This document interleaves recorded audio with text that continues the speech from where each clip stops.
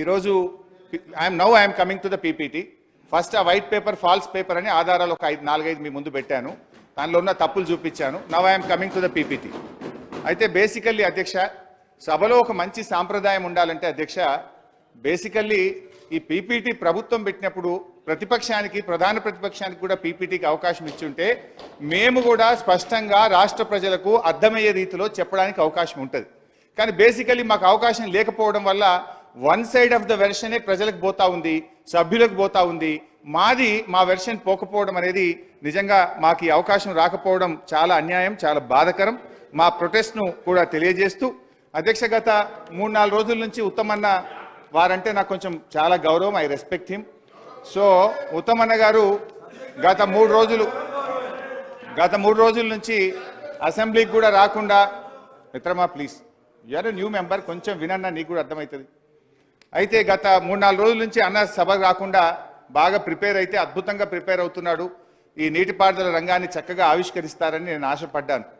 కానీ అధ్యక్ష, వారి ప్రయత్నం ఎంతసేపు గత ప్రభుత్వం మీద బురద జల్లేటువంటి ప్రయత్నం ఎక్కువ కనబడ్డది, మా మీద బురద జల్లే ప్రయత్నం ఎక్కువ కనబడ్డది తప్ప భవిష్యత్ కార్యాచరణ విషయంలో దాని మీద ఒక లాస్ట్లో వారు పాసింగ్ రిమార్క్ చెప్పారు తప్ప ఒక రోడ్ మ్యాప్ ఇవ్వలేకపోయారనేటువంటిది నా అభిప్రాయం అధ్యక్ష.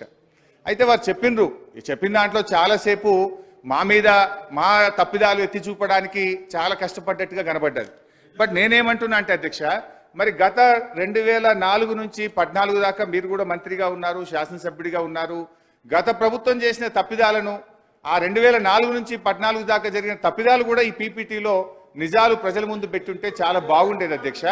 అయితే ఎందుకంటున్నంటే అధ్యక్ష, గతంలో స్టార్ట్ చేసినటువంటి ప్రాణహిత చేవెళ్ల ప్రాజెక్టు ఆ రోజు జీవో నంబర్ 124 ద్వారా 17,825 కోట్లు మంజూరు చేశారు.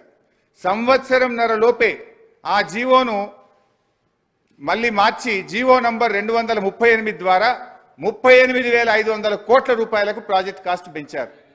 ఏమి పనులు చేయకుండానే 17,825 నుంచి 38,500 కోట్లకు పెంచారు. నంబర్ 1 అధ్యక్ష. నంబర్ 2, ఆ రోజు ఒక ప్రాజెక్టుకు 4 జిల్లాల్లో శంకుస్థాపన చేసిన ప్రాజెక్టు ఈ భారతదేశంలో ఏదన్నా ఉందంటే అది ఒకే ఒక్కటి ప్రాణహిత చేవెళ్ల ప్రాజెక్టు.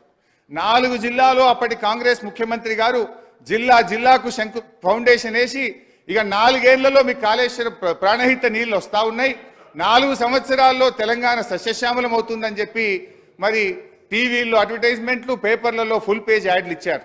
కానీ కరెక్ట్గా అధ్యక్ష, ఆనాటి కాంగ్రెస్ ప్రభుత్వం 4 ఏళ్ల తర్వాత నిజంగా ఎంత ఖర్చు పెట్టింది, ఎన్ని ఎకరాలకు నీళ్లు ఇచ్చింది అని ఒక్కసారి మనం పరిశీలిస్తే అధ్యక్ష, 4 ఏళ్ళు 2007-8లో కొబ్బరికాయ కొట్టారు అధ్యక్ష.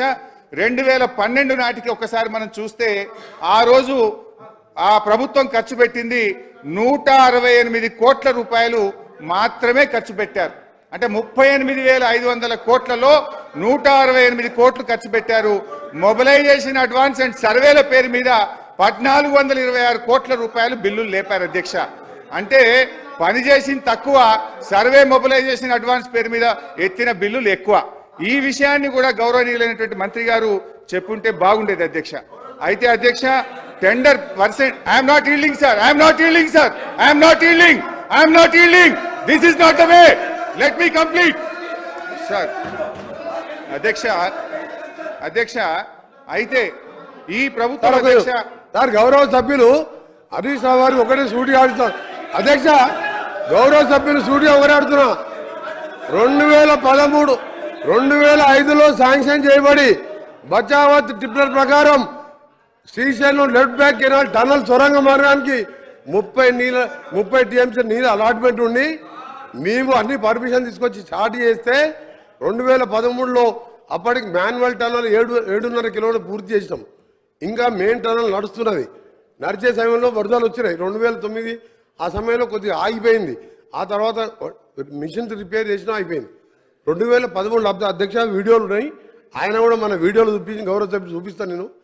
ఆ రోజు నల్గొండ కలిసి వచ్చి ఏం మాట్లాడిన అధ్యక్ష, డైవర్ట్ అవసరం లేదు సార్ డైవర్ట్ కాదు సార్. 2013లో మినిస్టర్ గారు ఈయన ఎన్నికల ప్రచారానికి వచ్చినప్పుడు సూర్యాపేటలో బహిరంగ సభలో చెప్పిన మాట 2 మాటలు చెప్తా అధ్యక్ష, 2 మాటలు చెప్తా.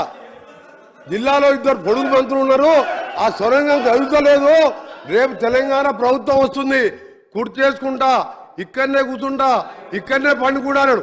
ఒక్క అడగని అడిగినా 10 ఏళ్ళు అయింది అధ్యక్ష, 10 కిలోమీటర్లు పూర్తి చేయలేదు. 10 ఏళ్ళు అయింది, 10 కిలోమీటర్లు పూర్తి చేయలేదు.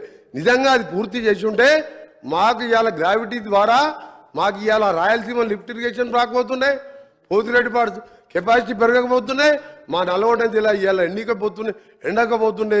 కనీసం ఇవాళ సాగునీళ్ళు తాగునీళ్ళు 4 లక్షల ఎకరాలకు శాశ్వత పరిష్కారం, ఫ్లోరైడ్ పరిష్కారం అయ్యేది. దగ్గర వీళ్ళ మూలాన సొరంగాన్ని పక్కన పెట్టి ఈయన ప్రాజెక్టులు డిలే అయింది, చాలా అయితే డిలే అయింది. అధ్యక్ష ఒకటి నీ సబ్జెక్ట్ మాట్లాడుతున్నా, సార్ నీ సబ్జెక్ట్ మాట్లాడుతున్నా. ప్రాణాయిత డిలేట్ అయింది. అవును సార్ అధ్యక్ష, మేము ప్రాణాయిత చెప్పినాం, ప్రాణాయిత గురించి చెప్పినాం సార్. దగ్గర ఒక నిమిషం, మేము ఆ రోజు మీ అదే తుమ్మిడిగట్టు దగ్గర మీరు మహారాష్ట్ర పోయి మీ బంధువు అక్కడ గవర్నర్గా విద్యాసాగర్ రావు గారు ఉన్నారు, ఆయన పట్టుకొని ఒప్పించి అన్నారం సుందిల్లా మేడిగడ్డ పేరు ఒక నిమిషం సార్, మీరు 3 లిఫ్టులు పెట్టి ఒకదాని మీద ఒకటి లిఫ్ట్ పైకి తీసుకొచ్చి మళ్ళీ కిందికి వదిలిపెట్టి మీ కమిషన్ల కోసం కాళేశ్వరం ప్రాజెక్ట్ కట్టు.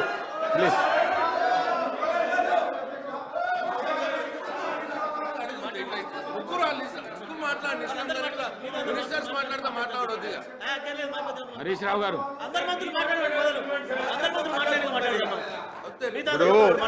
ఇప్పుడు